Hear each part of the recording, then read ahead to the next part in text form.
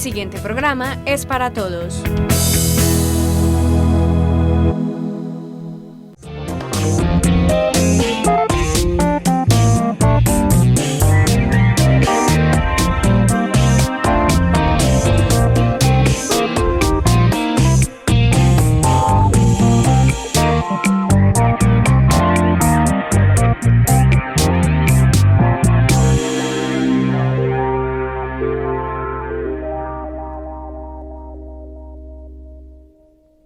Cordial saludo para ustedes televidentes que a esta hora se conectan con nosotros y bienvenidos a este espacio de servicio y orientación que realizamos desde la televisión comunitaria, un programa desde donde hablamos de una manera fresca y sencilla de esos temas de índole legal que se presentan en nuestra cotidianidad. Hoy estaremos hablando del sistema de seguridad y salud en el trabajo, qué es, cómo funciona, cuál es su aplicabilidad. Son algunos de los aspectos que estaremos abordando el día de hoy en compañía de la profesional Jessica Alzate Jiménez. Ella es abogada, especialista en Derecho Administrativo con énfasis en Nación, Gobierno y Municipios. Actualmente está realizando especialización en Gerencia del Sistema de Gestión en Seguridad y Salud en el Trabajo. Entre su experiencia está que ha sido jefe de control interno en la Alcaldía de Betania y coordinadora jurídica en titulación de predios fiscales para los estratos 1 y 2 con la Alcaldía Distrital de Bogotá. Actualmente labora en el sector privado en una empresa minero-ambiental como coordinadora legal y de responsabilidad social corporativa. Jessica, un saludo y bienvenida a nuestro espacio. Sandra, muchas gracias por invitarme. Bueno, como lo mencioné, vamos a estar hablando en esta emisión del Sistema de Gestión de Seguridad y Salud en el Trabajo iniciemos por definir qué es o cómo funciona.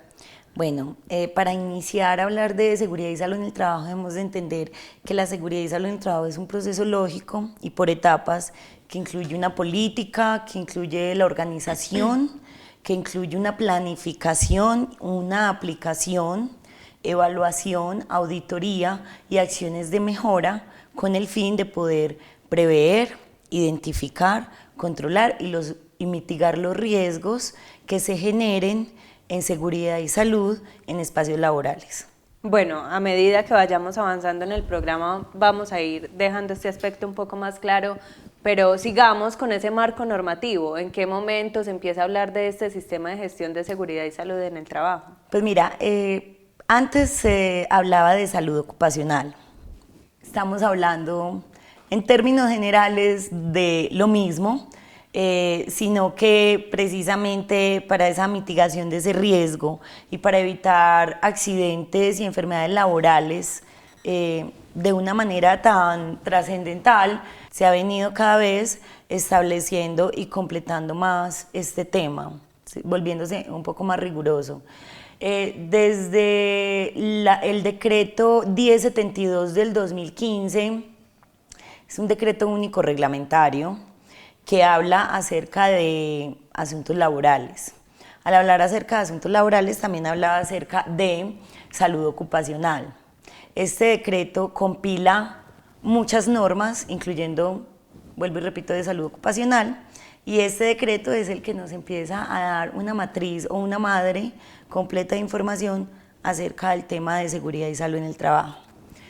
Actualmente salió la norma 312 del 2019, la cual derogó la 1111 del 2017, y esta norma lo que nos trae son unos estándares mínimos para la implementación de la política de seguridad y salud en el trabajo en las empresas, con determinados requisitos según la empresa, el número de trabajadores y el tipo de riesgos. Podemos hacer un paralelo de, digamos, las adiciones que trae esta norma o este sistema de seguridad y salud en el trabajo comparado con lo que usted mencionaba de salud ocupacional. ¿Cuál es ese complemento?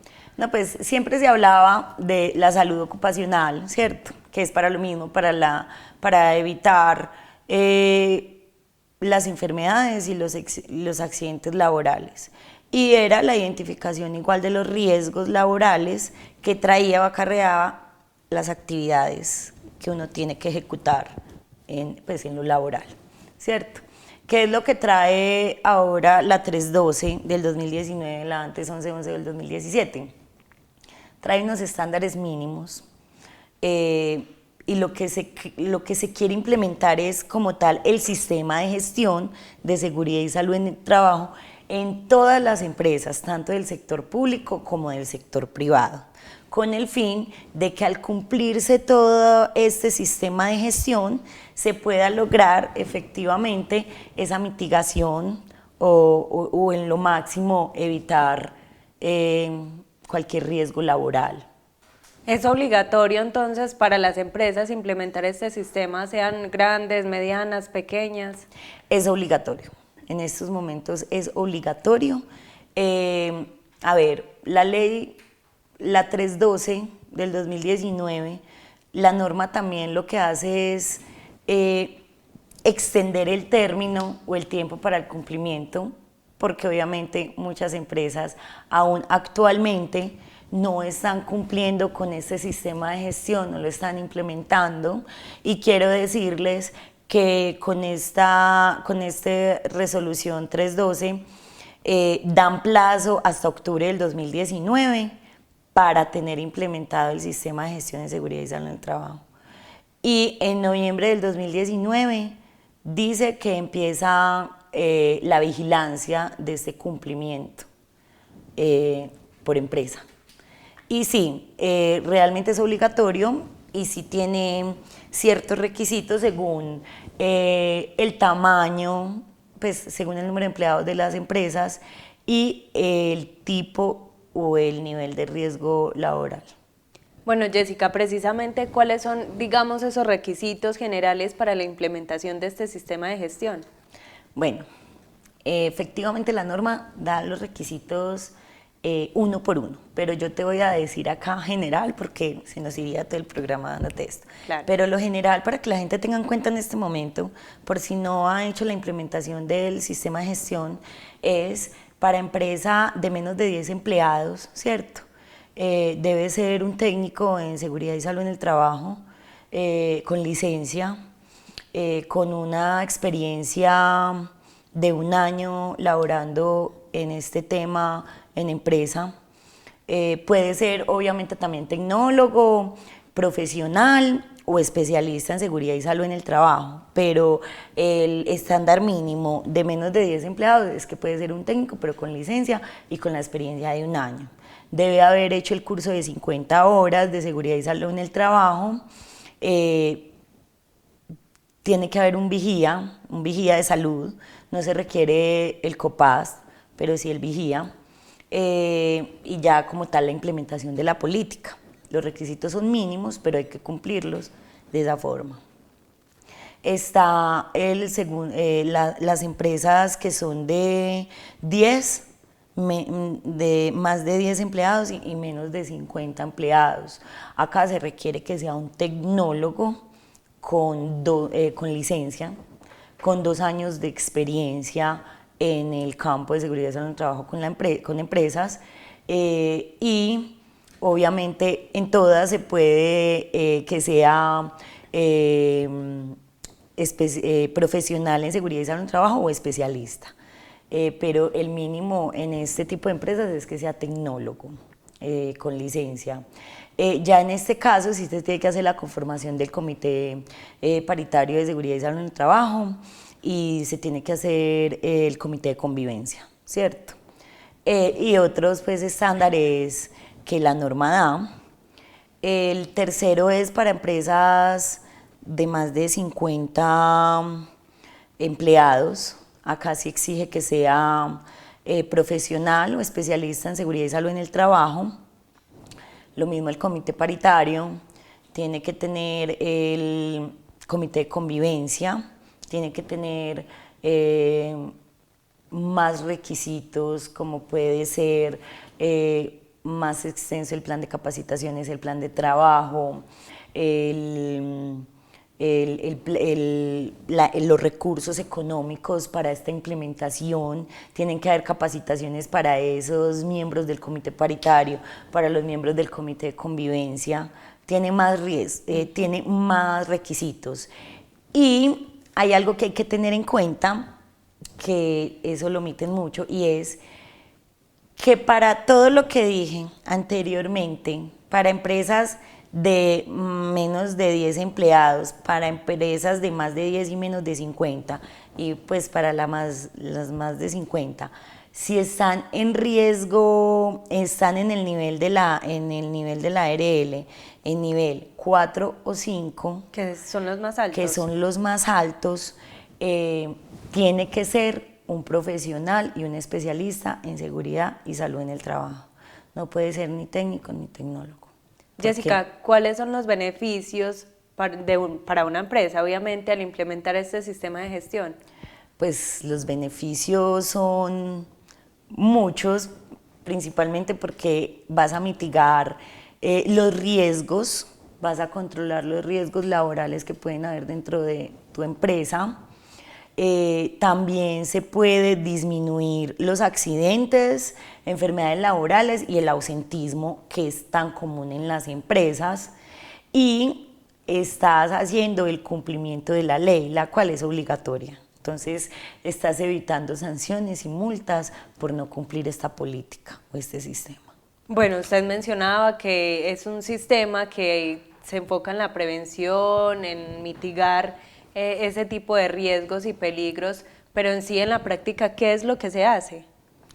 Mira, eso se hace, es una forma buena de hacerlas bajo un ciclo PHVA, que es planear, hacer, verificar y actuar, ¿cierto? Planear es efectivamente tú hacer un estudio de tus riesgos dentro de tu empresa según tu objeto y tu actividad económica, ¿cierto?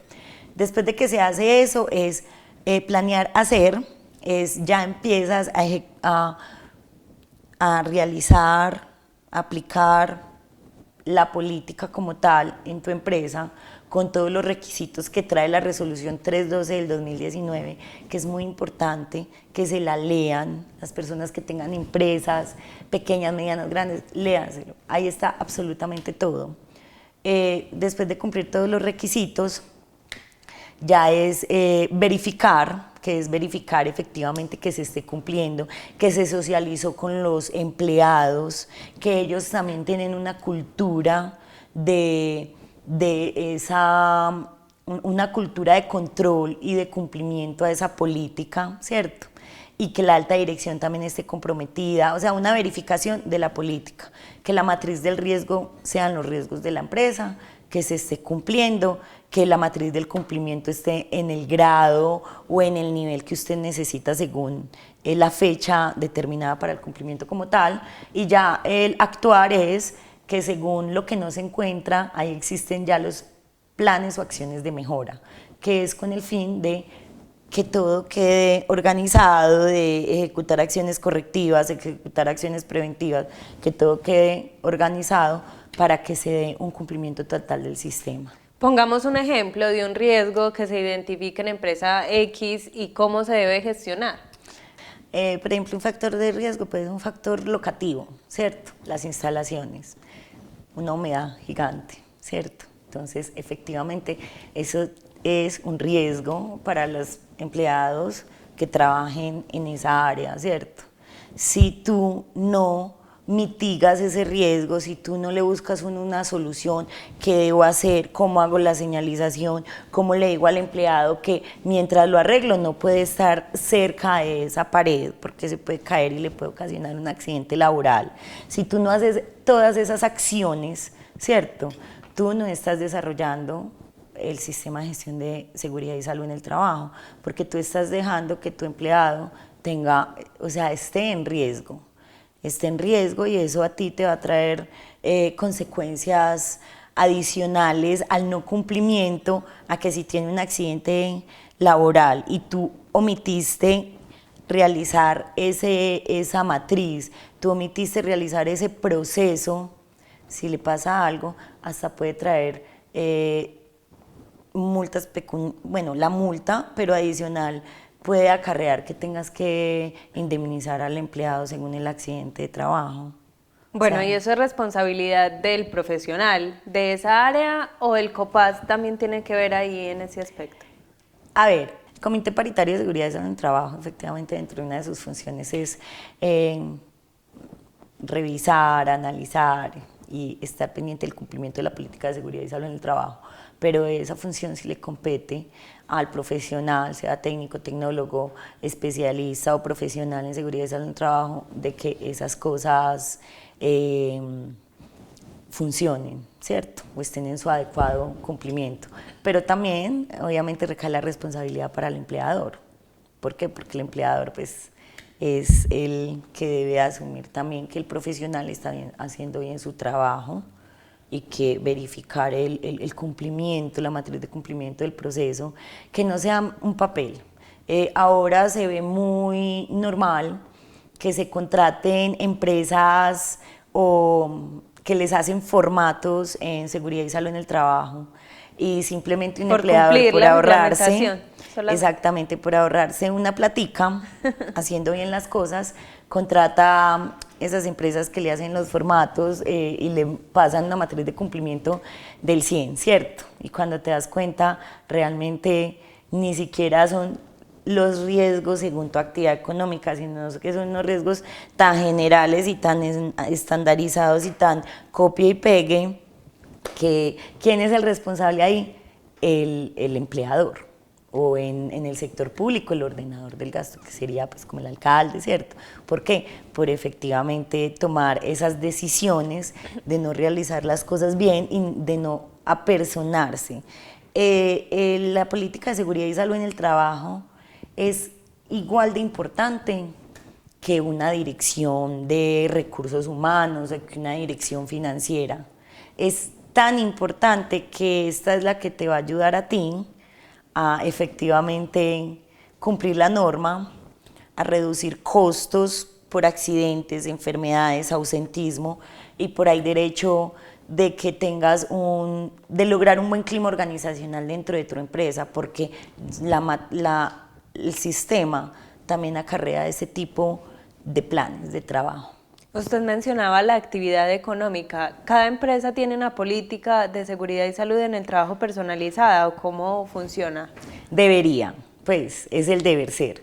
¿Por qué es el deber ser? Porque si yo trabajo en una empresa minera, mis riesgos son completamente diferentes a una empresa de textiles.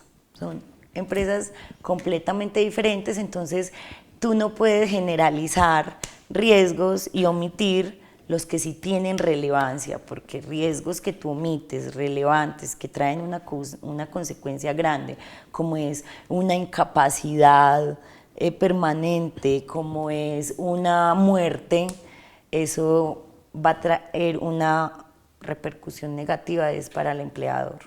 Bueno, Jessica, vamos a hacer una pausa, vamos a darle paso a uno de nuestros televidentes que tiene una duda con respecto al tema del día. Miremos de qué se trata.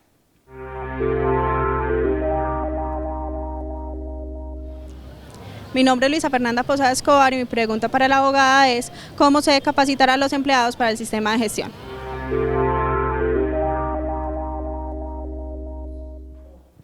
Es una pregunta muy importante porque en muchos accidentes de trabajo, ¿cierto?, que se dan cuenta que fue por la omisión del sistema de gestión de seguridad y salud en el trabajo, muchas veces la evidencia para un empleador es la capacitación que tuvo el empleado acerca del sistema como tal, ¿cierto?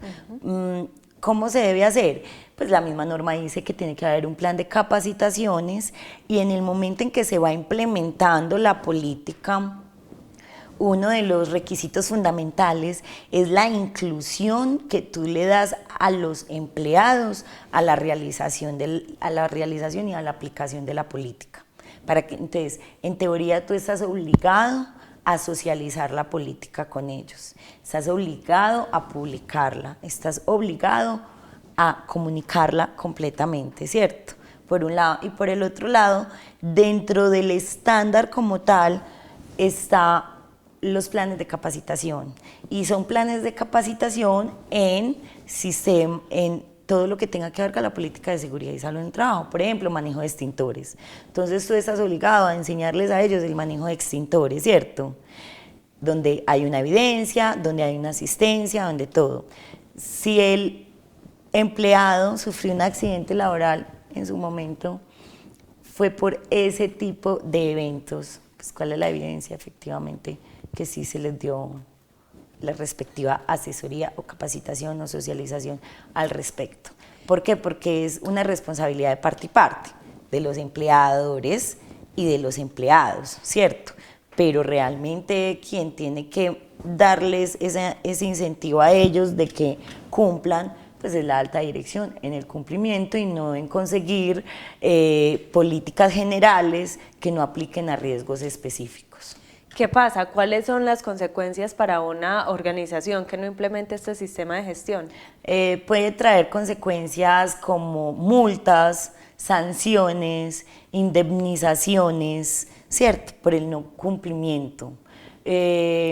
Sanciones porque pueden ser sanciones hasta de suspensión de 3 días en las actividades de la empresa, como puede ser cierre total. Exactamente, o puede ser otra, la muerte de un empleado en donde no se implementó el sistema de gestión, en la cual, aparte de que va a recibir la sanción por parte del Ministerio de Trabajo porque no la cumplió, ¿cierto? Pues tiene que indemnizar a la familia por los daños ocasionados sin cumplir pues lo que dice la norma. ¿Qué entidad es la encargada de revisar ese cumplimiento y aplicación del sistema de gestión de seguridad y salud en el trabajo? La entidad que regula es el Ministerio de Trabajo. Efectivamente, hace las inspecciones de vigilancia, de control y de cumplimiento. ¿Y también. realmente se hacen esas inspecciones? En este momento no, pero como te digo, porque se extendió. ¿Por qué? Porque efectivamente se vio que no se estaba cumpliendo en las empresas con la implementación del sistema de gestión y sale la resolución 312, ¿cierto? Extiende el término, que vuelvo y repito, es hasta octubre del 2019 y en teoría empezarían empezaría la vigilancia de este cumplimiento del sistema de gestión en noviembre. Bueno, Jessica, hemos hablado del tema de riesgos laborales. ¿Qué es eso? ¿Qué es un riesgo laboral? ¿Cómo se define según esta ley? Un riesgo laboral se puede definir como todo suceso, como todo hecho, como toda circunstancia que ocasione, sea un accidente o una enfermedad, o sea, en ocasión a una enfermedad, pero en el ámbito laboral, sea en la actividad laboral, en el área donde se trabaja, por eso se habla de salud y seguridad. Es todo eso que ocasiona, pues valga la redundancia, un riesgo laboral, como su nombre lo dice. Es un hecho, un suceso repentino, una circunstancia que llegue a afectar como tal al empleado en su área o en función del trabajo. ¿Esos riesgos laborales desencadenan en accidentes o cómo se toma ese tema también de accidente laboral? Expliquémosle también un poquito a los televidentes. Sí, claro, los riesgos laborales son accidentes laborales o enfermedades laborales. El accidente laboral es un suceso repentino, ¿cierto? Un suceso repentino que sobreviene a causa de una actividad que estabas haciendo laboral o estabas en ese área, eso es un accidente. Y una enfermedad laboral es la enfermedad que sobreviene de un hecho del trabajo o una circunstancia laboral. Pongamos un ejemplo de los tres. Okay. De los dos. Un accidente laboral es cuando yo estoy en una máquina, ¿cierto? No sé, de madera, pasándolo y me corto, ¿cierto? Llego y me corto el dedo, como yo estoy trabajando en ese momento, eso es un accidente laboral, se tiene que hacer pues el respectivo proceso de reporte y todo. Ahí es donde entra el sistema de gestión de seguridad y salud en el trabajo. Se previno ese riesgo anticipadamente. Esa máquina se le dio la asesoría a esa persona para cómo manejarla. Esa persona es idónea para manejarla. Todo eso tiene que estar listo, ¿cierto? Tenía una señalización que decía que cuidado porque puede ocurrir ese tipo de lesiones. Enfermedad laboral es cuando la enfermedad que tienes es por tus actividades laborales. Por ejemplo, las personas que trabajan mucho en el computador y pueden sufrir del túnel carpiano, que se ve mucho, eso es una enfermedad laboral. ¿Y cómo se demuestra, diferencia. cómo se evidencia que...? Efectivamente empiezan los dolores, se empieza a ir y pues yo me imagino, ya es meterme mucho con la medicina, pero el médico laboral tendrá que hacer sus respectivos análisis, exámenes y ahí poder detectar que efectivamente es por un movimiento repetitivo, que esos también están dentro de la política de seguridad y salud en el trabajo. En el área de higiene y seguridad están diagnosticados que es un riesgo físico, es repetitivo, entonces usted como empleador, ¿qué va a hacer con la persona, los ejercicios, todo eso? Y realmente pues el que lo decreta es el doctor o el médico laboral, que dice que efectivamente o es una enfermedad común, que nada tiene que ver con el trabajo, o sobrevino de tu actividad laboral. Bueno, Jessica, vamos a hacer una pausa, vamos a darle paso a uno de nuestros televidentes que tiene una inquietud con respecto al tema del día que ya estamos finalizando. Recordemos Sistema de Gestión de Seguridad y Salud en el Trabajo. Miremos qué tiene para preguntar.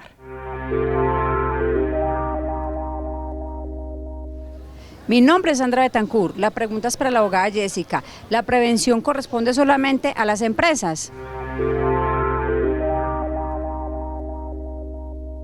La prevención de esos riesgos específicos es para unas organizaciones específicas. Obviamente hay riesgos generales, ¿cierto? Que las tienen todas las empresas. Y es normal que las tengan todas las empresas. Y es muy normal que tú veas un sistema de gestión de la empresa minera y la empresa textil con unos riesgos generales. El riesgo físico, el riesgo locativo, el riesgo biológico puede ser general porque habla pues de la área y todo, ¿cierto? Pero hay unos riesgos específicos que ahí es donde digo, si es prevenir por organización determinada. Lo que dije, textil, las que tengan el sector textil. Minera, pues cuáles riesgos son los del sector minero, si es minería aluvial, si es minería interna, ¿cierto? Sí. De socavón.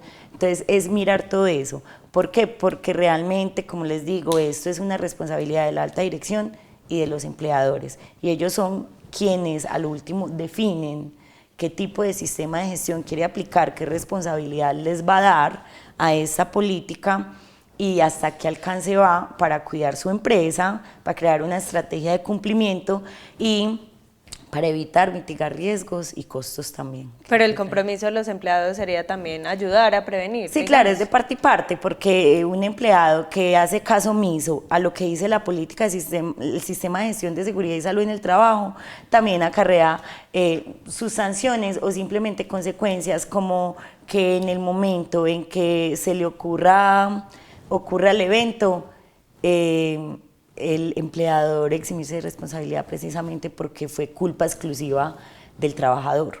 Entonces, claro, es de parte y parte y es la cultura que implementen y como vean el sistema de gestión como un cumplimiento normativo y ya, que les sale súper barato en el momento, o realmente si quieren crear la cultura de sistema de gestión de seguridad y salud en el trabajo, que es lo mejor para la empresa en todas las áreas. Bueno, Jessica, se nos acabó el tiempo. Muchas gracias por habernos acompañado. Muchas gracias a ti y pues los invito a que empiecen a implementar el sistema como tal.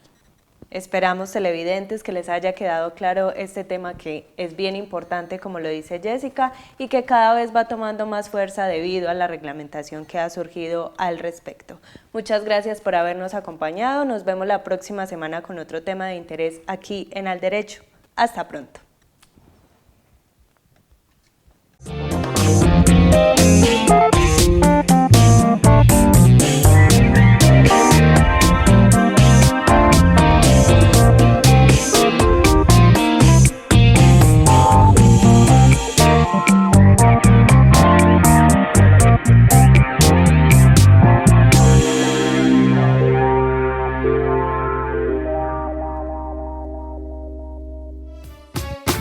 AUPAN, la televisión de los andinos.